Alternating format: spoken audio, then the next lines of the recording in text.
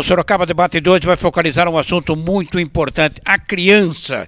A criança que é envolvida, desenvolvida e, enfim, participa de tudo na boca do político. Deixa que eu vou resolver o problema da criança. 90 mil creches, 400 mil escolas, vão abrir um punhado, eu quero ajudar essa criançada, não sei o quê, vou dar pirulito e tal. A criança é o mote, mas só em campanha política. Mas na hora do pega para capar, quem cuida da criança mesmo é outra coisa completamente diferente de todos vocês. E pouca gente está entendendo o que é criança, né? Porque eu sempre defendi 3 freios importantes: o berço, a religião e a educação. São 3 freios e que estão praticamente fragilizando-se, né? Está esticando esse freio e está perdendo um pouco o norte. E por isso que hoje o mundo vive momentos dramáticos e quem mais sofre é a criança. E para falar da criança na acepção do termo, o que é criança verdadeiramente, eu estou trazendo aqui 2 conselhos. Um só não ia resolver. 2 conselhos. Vocês vão ver a briga que eles vão fazer aqui. Foi sensacional. Você que sabe o que é criança, pensa em criança, pensa como é criança, sim, vai perceber a importância da conversa de hoje a respeito desse ser muito importante e que precisa muito do apoio de todos que já foram criança. Estou trazendo aqui Ana Lúcia, que é presidente do Conselho Municipal do Direito da Criança. Ela está aqui ao meu lado. Eu estou trazendo aqui a Francine Alessandra Gracia Mena. E estou trazendo aqui o Tiago Mota, que é responsável pelo Conselho Tutelar. Tá bom, assim o que é mais? Vamos falar da criança. E a pergunta que eu faço, e vocês vão perguntando aí, que eles vão estar respondendo aqui com a competência que eles têm, porque eles entendem de criança como ninguém. Mas a criança que nós falamos aqui é uma criança que verdadeiramente não precisa só dessas 3, das 200 mil pessoas que estão aqui em Sorocaba deveriam ajudar essas crianças, inclusive as crianças que fazem parte dessas 200 mil pessoas, ou mais de 700 mil pessoas que respiram oxigênio aqui de Sorocaba e região, que aporta a Sorocaba, evidentemente trazendo a criancinha no colo para ser atendida em qualquer ponto da cidade, ou da saúde, da educação e assim por diante. Então, com o nosso Conselho Municipal do Direito da Criança e com o nosso Conselho Tutelar, nós vamos saber o que é criança e o que fazer para resolver o problema da criança. Não importa que a criança está na escola ou não está na escola, o importante é a criança.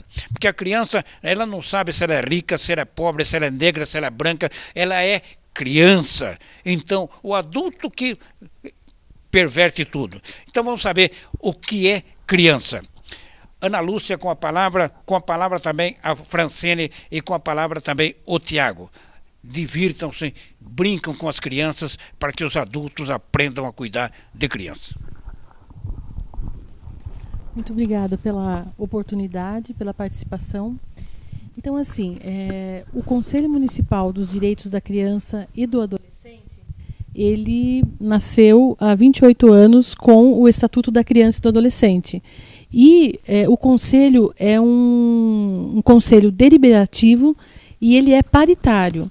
Como assim paritário? Ele é formado por pessoas do poder público, são 9 conselheiros do poder público e 9 conselheiros da sociedade civil. E é uma oportunidade da sociedade participar das políticas públicas.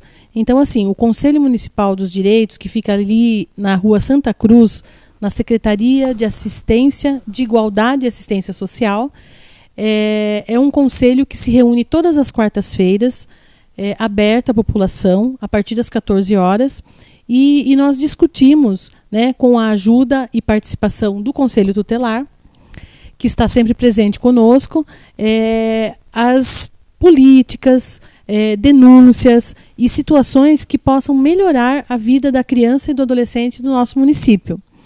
Nesse ano de 2019, está sendo financiado pelo Fundo da Criança. O fundo ele é administrado pelo Conselho da Criança. E ele é aquele dinheiro do imposto de renda, né, que o empresário deixa em Sorocaba, em vez de mandar para o governo federal, aqueles, no caso, empresários, 1% do imposto da empresa, e no caso das pessoas físicas, 6% do seu imposto de renda. Ao invés de nós mandarmos para o governo federal, nós temos a opção de deixar no nosso município. E com esse dinheiro, existe o FUNCAD, Fundo da Criança, dos Direitos da Criança e do Adolescente, e com esses recursos, que a pessoa, ao invés, ela vai ter que pagar esse imposto mesmo, né? É um imposto devido, e do valor do imposto devido, ela deixa esse valor no município. Nós está acontecendo em Sorocaba 20 projetos através de 20 organizações da sociedade civil que se inscrevem, né, que atendem ao edital de chamamento e atendem a todas as normas no edital, e começaram a funcionar no mês de abril de 2019. Esses projetos estão atendendo em torno de 4.000 crianças no nosso município. E em todas as áreas de trabalho, né? Fortalecimento de vínculos, medida social e educativa no contraturno escolar, que antigamente nós chamávamos de contraturno. A criança fica meio período na escola e meio período ela é atendida por um projeto social. É uma medida protetiva para que as crianças não fiquem ociosas em casa, na rua, para que as crianças possam ter ensinamentos, vários projetos. Os projetos, na verdade, são de várias áreas, em várias áreas de atuação. Eles podem ser de musicalização, de melhoria, né, na questão pedagógica, né, do reforço escolar.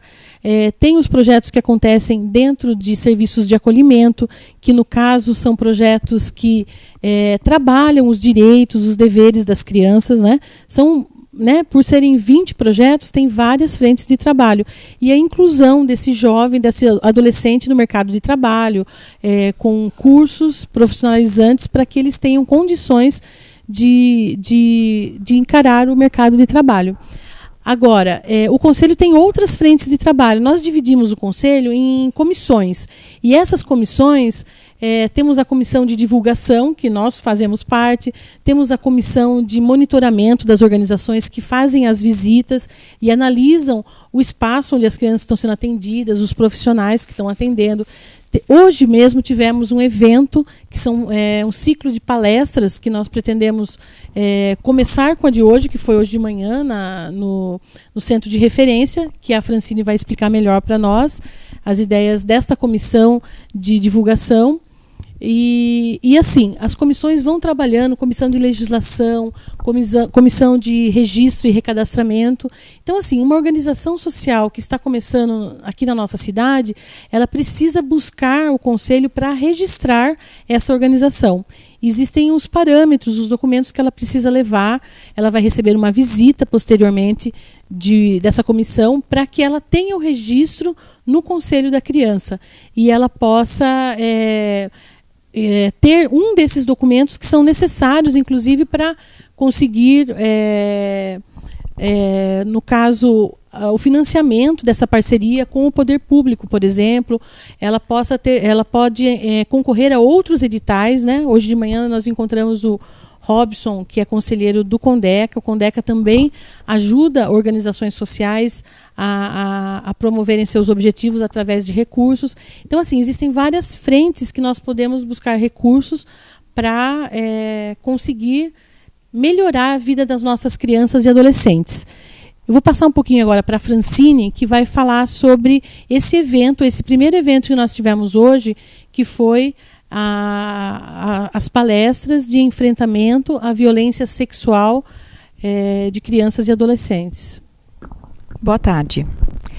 Hoje nós iniciamos o primeiro ciclo de palestras que o Conselho Municipal dos Direitos da Criança e do Adolescente, em parceria com a Prefeitura de Sorocaba, Conselho Tutelar, OAB, está iniciando. Essa promoção desse ciclo de palestras é para informar, conscientizar, debater e prevenir.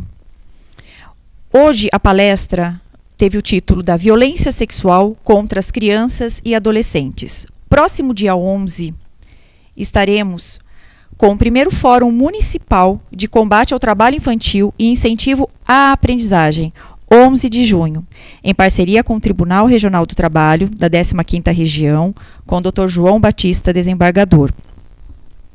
Nós vimos, né, não só o CMDCA, que é o Conselho Municipal dos Direitos da Criança e do Adolescente, como o Conselho Tutelar, como Secretaria de Igualdade e Assistência Social, Secretaria de Educação, né, e outros órgãos da Prefeitura, a necessidade de nós prevenirmos da prevenção. Então, o que nós precisamos, nos dias atuais, é de uma política pública que previna e não que seja paliativa.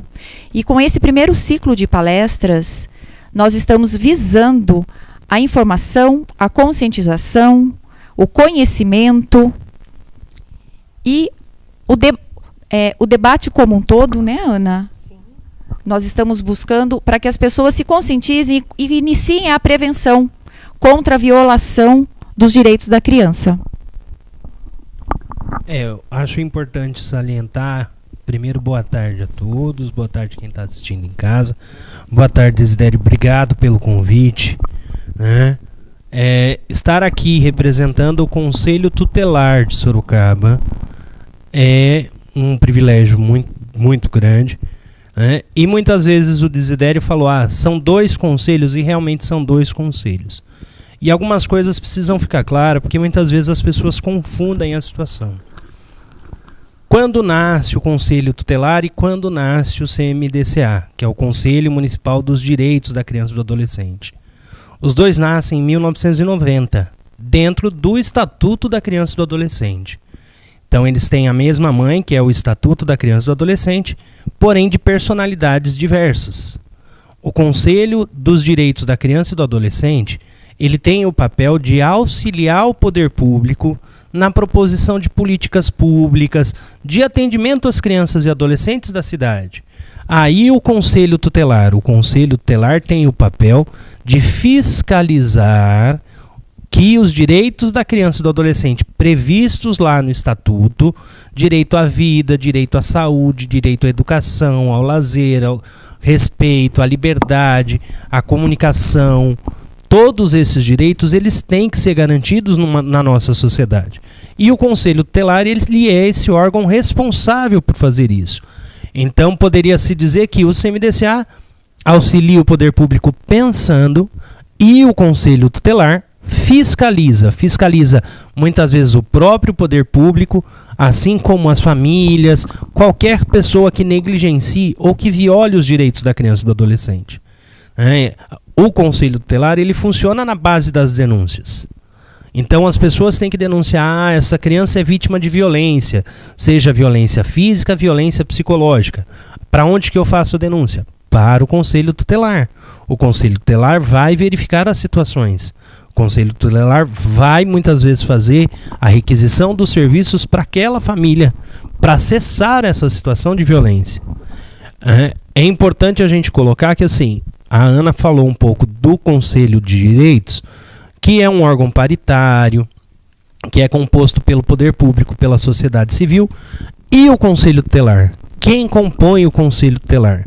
Sorocaba hoje, José, conta com 30 conselheiros tutelares. Porque a recomendação do CONANDA, que é o Conselho Nacional dos Direitos da Criança e do Adolescente, recomenda que a cada 100 mil habitantes você tenha um conselho tutelar.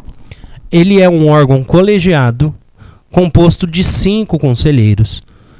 Então a ação conselheira ela não é individualizada. Ela é uma ação colegiada. Se precisar tomar uma medida com relação àquela criança, não é o conselheiro que toma, é o conselho que toma. É um órgão colegiado. Então nós temos 30 conselheiros na cidade de Sorocaba. Sorocaba está subdividido para facilitar a organização do trabalho interno em 3 regiões. Região Oeste, Região Norte e Região Sul-Leste. Tendo 10 conselheiros em cada região.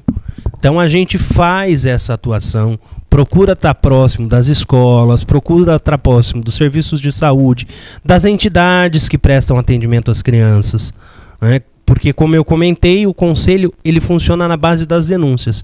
Uma criança está sofrendo negligência na questão de saúde, a mãe não leva essa criança para o atendimento de saúde, aonde eu denuncio? No conselho tutelar. Uma criança está sofrendo violência psicológica, aonde eu denuncio? No conselho tutelar. Então, o conselho tutelar, muitas vezes, e aí historicamente, se a gente for pegar antes da existência da promulgação do ECA, existia o juiz de menor.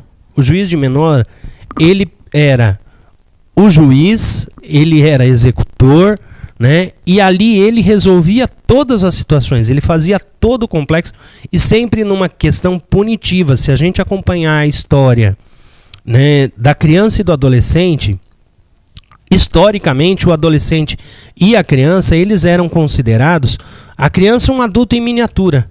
Não, então olha, é um adulto em miniatura, então muitas vezes precisava trabalhar essa criança, os valores, né? E aí hoje muitas vezes o pessoal fala, é melhor a criança estar trabalhando do que estar no tráfico, mas era uma outra realidade social.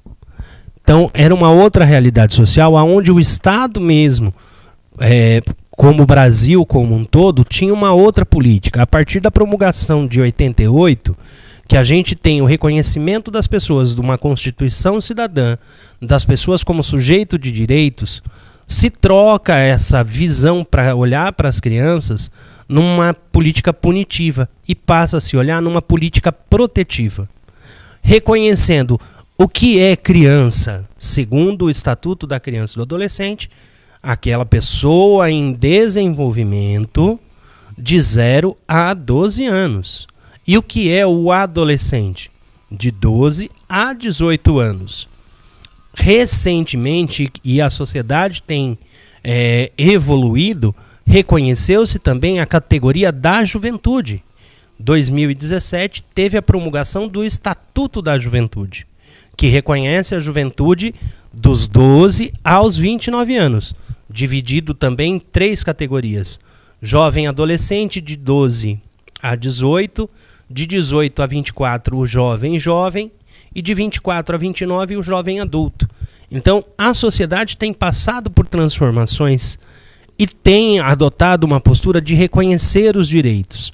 E o Conselho Tutelar, né, muita gente, faz 20 anos que a gente está com o Estatuto da Criança e do Adolescente aí em voga, e muita gente ainda acha que o Conselho tem um órgão, e é um órgão repressivo. A criança não obedece. Eu vou levar para o Conselho Tutelar. A criança acha que o Conselho Tutelar é a polícia da criança. E não é. O Conselho é um órgão protetivo, tanto da criança como das famílias. Porque se eu quero ter uma família ou uma criança bem, eu preciso que essa família fique bem. Não adianta eu fazer uma política pública que atinja somente a criança. Eu preciso trabalhar a família e fazer, né, a proteção integral dessa criança. Então o Conselho Tutelar, eu sempre repito isso, ele é um órgão protetivo. Ele tem o papel de proteger as crianças e adolescentes. Muitas vezes da sua própria família, que comete aí, pelo seu histórico de vida, muitas vezes os pais acabam praticando atos de violência porque falam, e o senso comum divulga, mas eu sempre apanhei e estou aqui, né? E a gente percebe que não, eram outros tempos, eram outras sociedades, né? O acesso à informação hoje de uma criança se dá através do celular na palma da mão. O acesso lá dos pais que apanhavam muitas vezes, né, ou era no jornal da noite ou era no jornal de manhã do outro dia. Hoje a gente sabe o que acontece em tempo real. Então a gente precisa acompanhar, enquanto sociedade, este papel. E quem compõe o Conselho Tutelar? O Conselho Tutelar são pessoas escolhidas pela sociedade em geral. Não é indicado político, não é indicação nenhuma. Você é o cidadão, todo aquele a partir de 2015 que vota em Sorocaba, pode escolher o seu conselheiro tutelar. Eu não gosto de fazer a comparação, mas é como se fosse um vereador.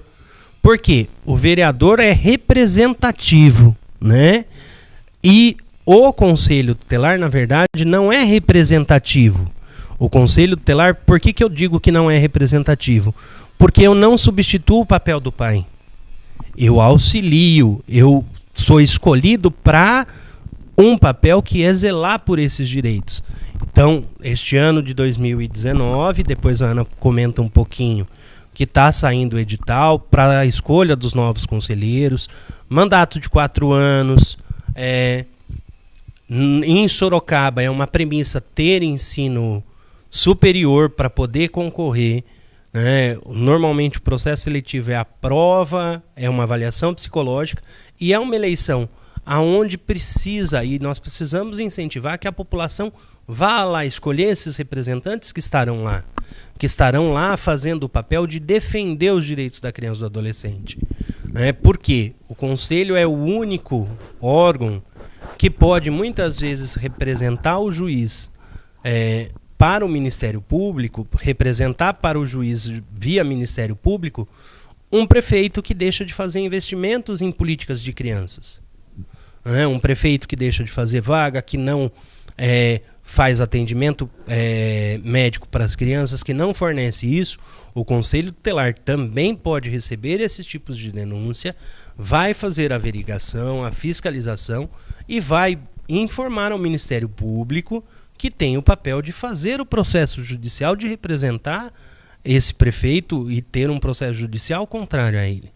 Então, são 2 conselhos e o objetivo é o mesmo, é proporcionar às crianças e os adolescentes da cidade, do país, porque o Brasil, mundialmente, ele é reconhecido como uma referência por ter uma legislação específica para proteger as suas crianças e adolescentes, que é o Estatuto da Criança. Isso é um reconhecimento mundial. É um dos poucos países que tem, se não o único que tem, um estatuto próprio para falar de criança e adolescente. Então, o papel de proteger essas crianças é meu enquanto conselheiro tutelar, mas é da Francine, não só como conselheira de direitos, não só da Ana como conselheira de direitos, do José, como cidadãos. Todos nós, se nós queremos construir uma sociedade melhor, nós precisamos defender essas crianças. Por quê? Porque elas estão em desenvolvimento. Não adianta dizer, não, mas um adolescente sabe o que faz. Não, ele não sabe o que faz. Ele ainda está maturando, E aí é aquele negócio, se eu comer uma fruta madura, que não está madura, não vai ter o mesmo sabor. Então eu preciso esperar, preciso proporcionar a esse adolescente que ele mature e tenha essas condições de vida para que ele se desenvolva enquanto cidadão, se desenvolva enquanto pessoa, se desenvolva fazendo e praticando o que eu, pelo menos, acredito, de uma sociedade que não marginalize as pessoas. Porque hoje a sociedade marginaliza tanto a infância como o pessoal mais idoso. E ao mesmo tempo o pessoal que está nesse meio todo busca a jovialidade de parecer mais bonito através dos cremes. Então, assim, a juventude ela não é valorizada no seu aspecto próprio, mas ela é sim almejada para que ninguém quer envelhecer. Então a gente precisa ter esse espaço e defender realmente essas crianças, ter uma atenção especial para essas crianças, proporcionar a elas políticas públicas, programas de atendimento que realmente vão fazer. Por quê? E aí diversos estudos psicológicos vêm dizer que aquela criança, e todos nós sofremos primeiro a influência das nossas famílias e depois a influência do meio onde a gente está. Então, se o meio aonde eu estou é um meio de violência, eu vou aprender a propagar essa violência. Se o meio onde eu estou eu tenho um maior acesso à cultura, eu vou propagar a cultura. Se o meio onde eu estou eu tenho acesso a conhecimento, eu vou propagar conhecimento. E uma das preocupações que a gente tem enquanto conselheiros tutelares é realmente muitas vezes essas situações. Os meios aonde os nossos jovens, as nossas crianças estão inseridas hoje, eles são tóxicos para ela.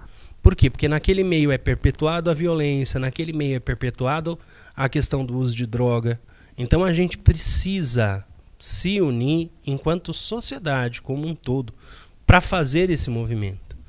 O movimento do CMDCA com esse ciclo de palestras é realmente de conscientização da população. É fazer esse movimento de defesa das crianças. E defesa mesmo das crianças.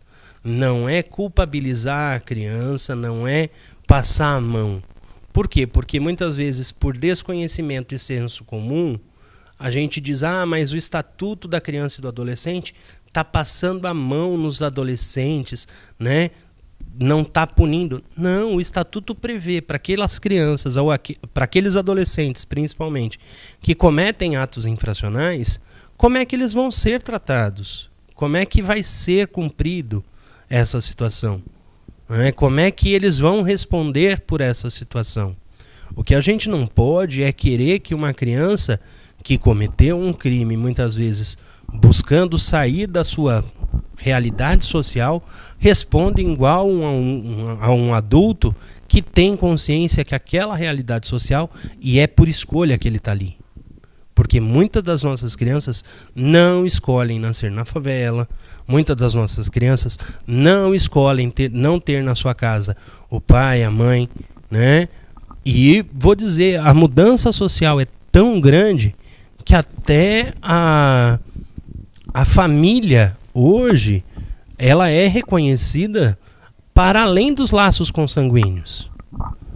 Então, assim, laços de afetividade, a uma avó que cuidou do seu neto, ela deixa de ser uma família? Não. Uma tia que cuidou do seu sobrinho deixa de ser família? Não. O direito jurídico hoje já reconhece, para além dos laços sanguíneos, ele reconhece os laços afetivos. E ali ele considera, olha, a família é aquela ali. A família daquela criança é aquela aonde ela se sente segura. É aquela figura, né? É aquela figura de família proteção. Nuclear, acabou.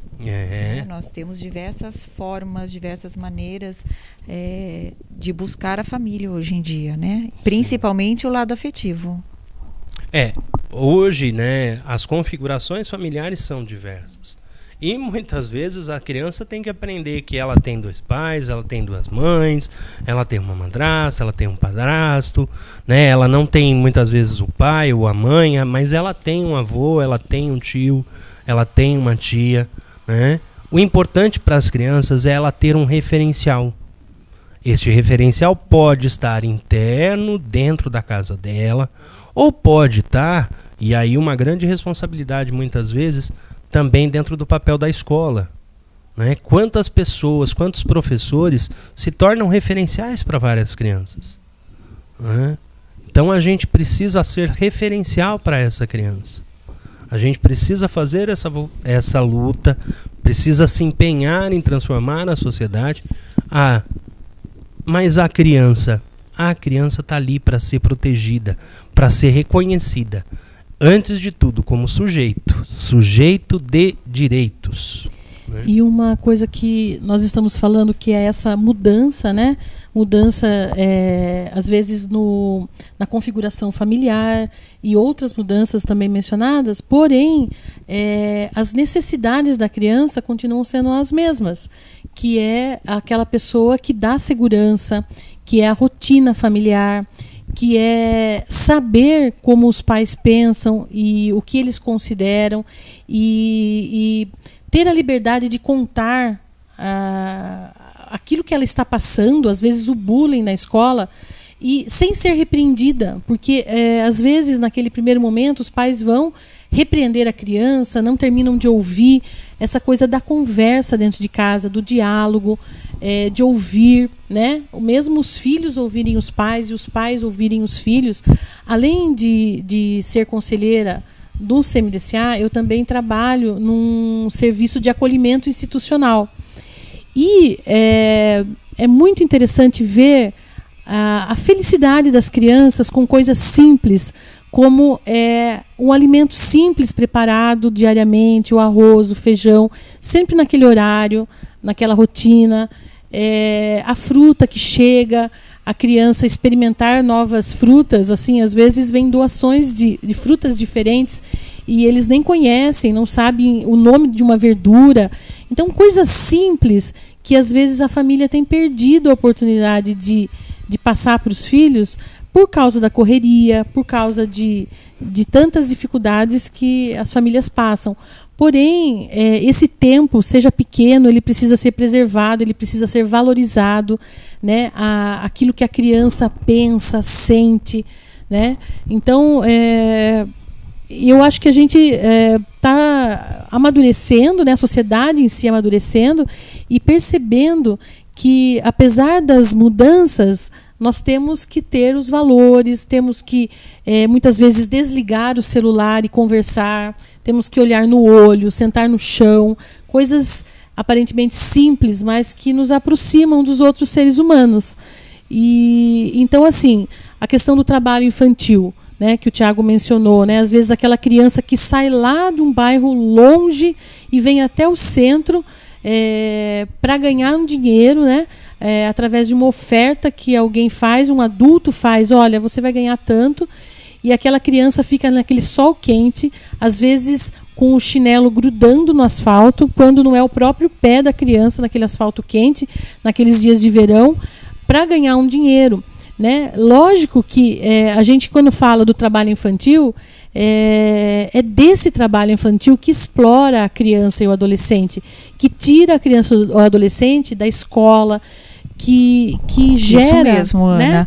Lugar de criança é na escola, é brincar, é aprender, né? É ter suas memórias da infância, né? Nós conversamos isso hoje de manhã, hoje pela manhã iniciamos, né?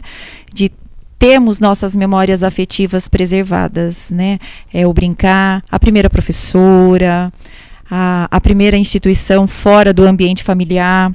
Percebi muito que nós falamos, né? O Tiago iniciou falando agora, né, sobre família, e eu falei que não existe mais a família nuclear, e percebe-se que o importante é a criança ter família, independente da sua constituição, se é formada por uma mãe ou um filho, um pai ou um filho, duas mães, dois pais, um pai e uma mãe, ou avó, né? Se a criança veio da barriga ou ela veio do coração, o que importa é ter amor, é ter afeto.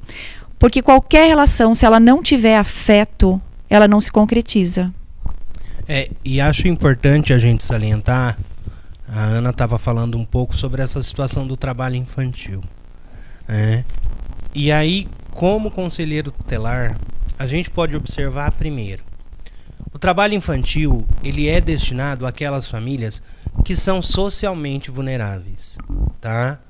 E aí, ao mesmo tempo que eu passo aqui na Antônio Carlos Comtre e fico com dó daquela criança e compro a pipoca dela, ou passo em qualquer outro cruzamento e compro mentos, né? E saio dali pensando, olha, eu ajudei, que bom que ele está aqui trabalhando. Aí eu pergunto para você que compra isso, e o seu filho? O seu filho também está lá trabalhando? Não, o seu filho, muitas vezes, você quer proporcionar o acesso a ele a cursos de inglês, para que ele tenha um futuro melhor. Você quer proporcionar que ele continue ou ele passe integralmente o dia na escola para que ele tenha um futuro melhor. E os estudiosos de qualquer área, principalmente na educação, diz que um ano da criança na escola proporciona a ela no futuro ganhos de salário de 30% a cada ano.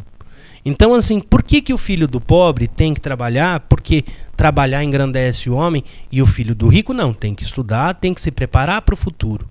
São crianças da mesma maneira.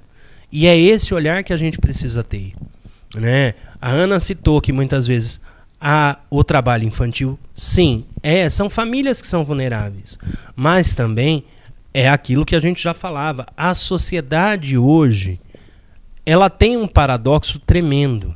Por quê? Ao mesmo tempo que você tem dois termos que estão na moda, no Poder Judiciário a questão da justiça restaurativa. Mas a justiça já não é para restaurar? Por que eu preciso reafirmar? Na parte de saúde, o atendimento humanizado. Mas já não é para ser um atendimento na área de saúde humanizado, né?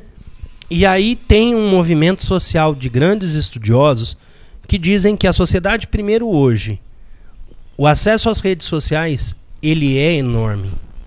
Porém, essa sociedade tem investido e tem jogado na cabeça das nossas crianças, de qualquer um, que o outro é meu adversário.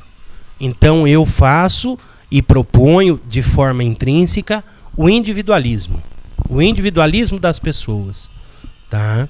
E outra situação que os estudiosos têm apontado, e que é uma coisa que a gente precisa abrir os olhos, eles chamam assim de mercantilização das pessoas, coisificação das pessoas e humanização das coisas. Nossa, que termo complicado. Pois é. Aí eu vou fazer uma breve explicação, que é o quê? Coisificação das pessoas. O número de casamentos, de divórcios tem aumentado. Como uma forma disso. Por quê? Não me serve mais, eu vou lá e troco, né? Eu troco como se fosse um objeto. Eu troco a relação, eu troco a família, eu troco qualquer situação e eu descarto as pessoas se elas não me servem mais. E a humanização das coisas é no seguinte: posso pegar no seu telefone celular? Não, o meu telefone celular eu protejo com a minha vida. Então a gente tem dado mais valor às coisas do que às pessoas. E a gente que acredita que precisa fazer esse movimento social, precisa ensinar às nossas crianças isso. Coisas são coisas, pessoas são pessoas. Eu preciso valorizar pessoas. Eu não preciso valorizar as coisas. Por quê? Se eu valorizar as coisas ou valorizar uma criança pelo que ela tem, com certeza aquele menino que tem uma família que não tem um alto poder aquisitivo vai querer ganhar 50, 100 reais para vir poder e comprar um tênis de marca. E é isso que acontece. Por quê? Porque os meninos, muitas vezes, principalmente os adolescentes, eles não estão ganhando dinheiro, e a gente pega várias situações disso, né, do trabalho infantil, que é uma ação e precisa ter uma ação na área de assistência dentro da cidade. Não só o Conselho Tutelar precisa ter uma ação. Isso, nós temos programada. o SOS, né, o PET, que é o Programa de Erradicação ao Trabalho Infantil. As 3 pessoas que trabalham no PET, eles saem não somente em busca ativa, como eles também atendem a demanda quando recebem as ligações, e está sendo bem pontual. As ligações diminuíram, né, elas tiveram uma diminuição das denúncias, e a busca ativa e a conscientização é mais o nosso trabalho atual. Então, há mais ou menos um mês atrás, nós havíamos muitas denúncias sobre crianças e adolescentes que estavam na rua trabalhando. Hoje em dia, dizemos que assim, esse mês ele diminuiu um pouco a busca, então eles estão indo mais com busca ativa. Tem os maiores locais, né, de concentração, maior local de concentração das pessoas, de crianças e adolescentes. Eles procuram ir nessas buscas ativas e conscientizar, né, os comércios próximos, as pessoas que residem próximo aonde ficam essas crianças e adolescentes.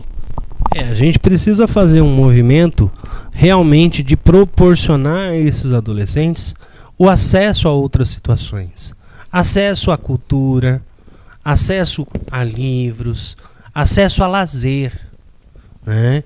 Um dos direitos previstos no Estatuto da Juventude é o direito de não fazer nada. O acesso ao ócio, né? Por quê? E aí um dos grandes paradigmas hoje da sociedade é o seguinte: o dia continua tendo 24 horas. Mas parece que a gente não está sabendo, apesar das facilidades tecnológicas, apesar dos avanços, né? Hoje eu não me locomovo mais somente a pé, com carro, e os carros cada vez mais rápidos, mas parece que cada vez mais a gente não está sabendo administrar o nosso tempo. E não está dedicando atenção especial àquilo que realmente importa. Eu preciso, a partir do momento, independente se eu sou pai, mãe ou a partir do momento que eu estou com uma criança, eu vou fazer daquele momento um momento inesquecível. Eu vou me dedicar a atendê-la, eu vou me dedicar a brincar com ela, eu vou me dedicar, muitas das vezes, a entrar na ludicidade dela. Por quê? Porque ela sonha, né? Que, olha, então, com os brinquedos dela... Como é importante, faz de conta. É importante. Importantíssimo. Pois é. Né? A gente tem que trabalhar tudo isso. Para quê? Para que a gente consiga, sim, fazer daqui a 20, 30 anos, que essas crianças estejam fazendo o papel que hoje a gente está aqui, mas muito mais preparadas, e que a sociedade cada vez mais defenda esses direitos, cada vez mais esteja atenta a essas crianças. Porque a curva hoje, antigamente as famílias tinham um número menor de crianças, hoje as famílias estão diminuindo. Então, se eu não cuidar dessas crianças, nós que estamos ficando mais velhos, não vamos ser cuidados para ela quando ficarmos idosos. E o número e a tendência é da pirâmide etária virar de ponta cabeça. Então a gente precisa, sim, dar mais atenção, dar mais cuidado a essas crianças. Olhar para a criança, né? Olhar. E o que a gente percebe também, ouvindo vocês falar, é que vem à mente isso, né? A criança precisa de tão pouco, né? Não é simplesmente um brinquedo eletrônico, um brinquedo caro, é a atenção, é o cuidado. E assim como o Tiago mencionou, os casamentos, né? A questão de trocar de marido e mulher, e os filhos ficam. Os filhos, eles são daqueles dois pais. E então a gente percebe, por exemplo, as crianças que têm dificuldade na aprendizagem, a criança que ela não consegue focar no futuro, ela não consegue focar nos estudos pelos problemas familiares. Aqueles problemas que nós, pais, vivemos na nossa casa, nós transparecemos no rosto, né? Então a criança percebe aquela agonia quando as brigas ou quando as dificuldades, elas não são até mais claras, né?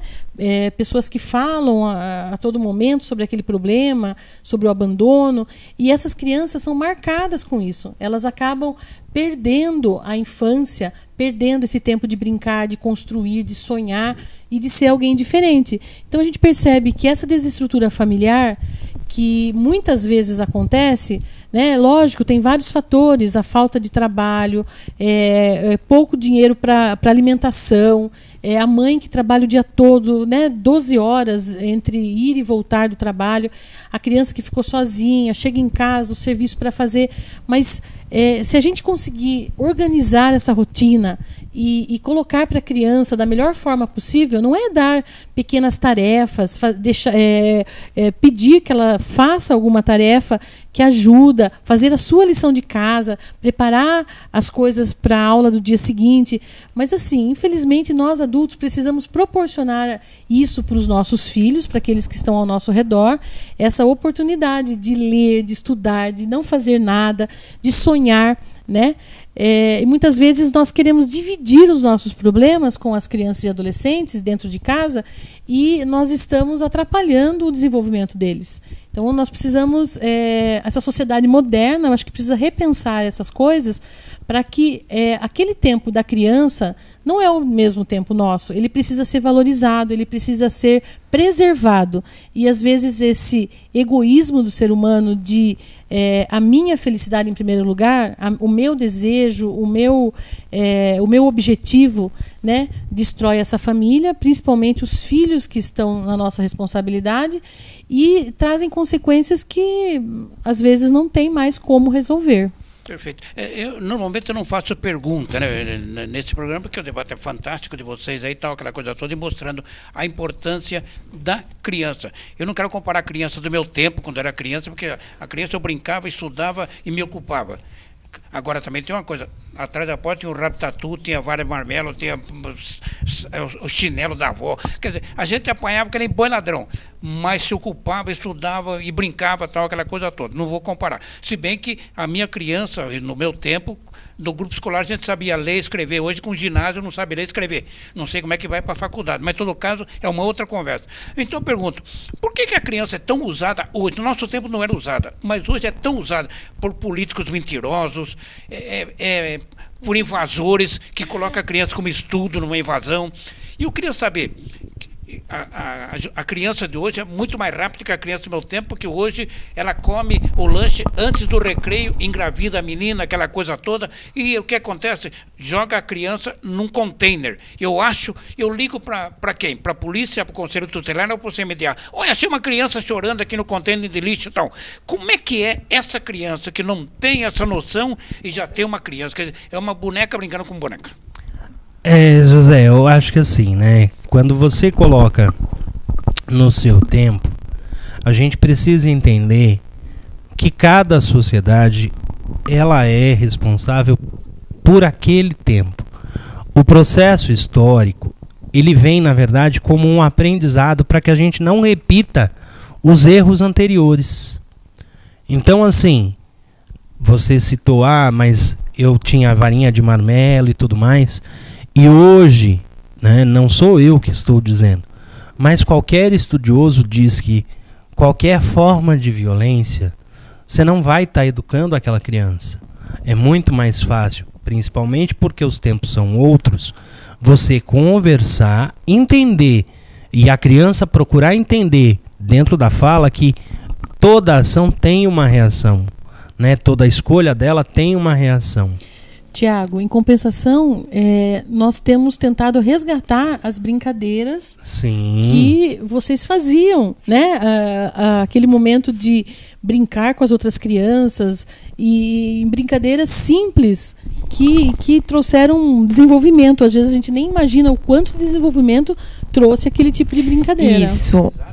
E esse resgate do brincar como antigamente, né, nós falamos, eu dou parabéns aos meus colegas professores, são maravilhosos, estão resgatando bastante. Eu vou falar da minha rede municipal, né, da rede municipal de Sorocaba, que é o que eu conheço, e eu dou parabéns a todos os professores da rede municipal, que são espetaculares. Todo dia tem um enfrentamento diferente, todo dia eles se viram nos 30 com todas as crianças e brincam, ensinam, né? E o nosso IDEB, né? Ele é excelente na cidade.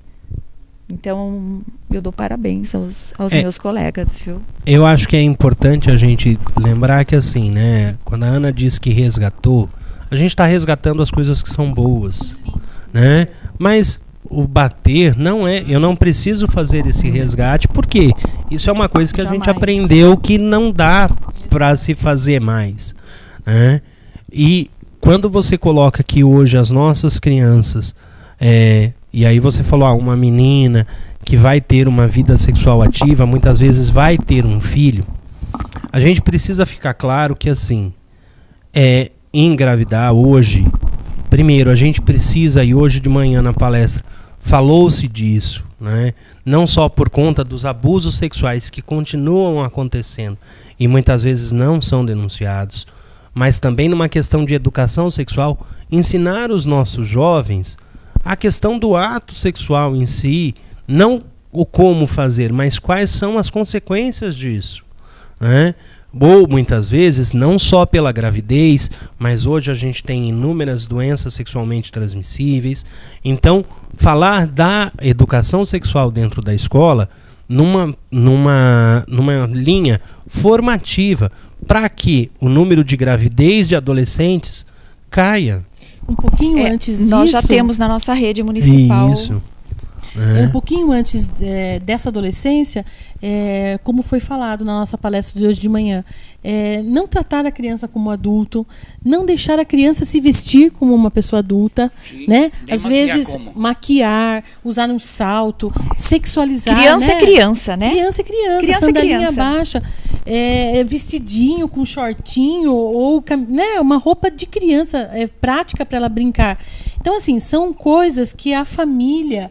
E, no caso, os professores têm tentado ensinar essas crianças na sala de aula para que elas aproveitem essa infância, né? Então, assim, a gente tem aprendido como foi ruim perder essa fase da infância e pular essa fase. Daí chega nessa fase que até algumas crianças acabam pulando fases, né? Eu acho que tem que se respeitar as fases da criança, tem que se respeitar a sociedade que a gente vive, mas principalmente é proteger as crianças, é ter um olhar de cuidado, né? Não um olhar punitivo, não um olhar excludente, mas um olhar de cuidado para com as crianças. Perfeito. Porque elas, e aí está expresso no estatuto, são seres em desenvolvimento. Então eu preciso acompanhar esse processo e proporcionar que esse processo, esse desenvolvimento seja integral. Tá certo. Para fechar o programa, 10 segundos para cada uma palavra final. Tiago, sua palavra final em favor da criança. Gente, eu quero colocar o Conselho Tutelar não só à disposição para quem quiser.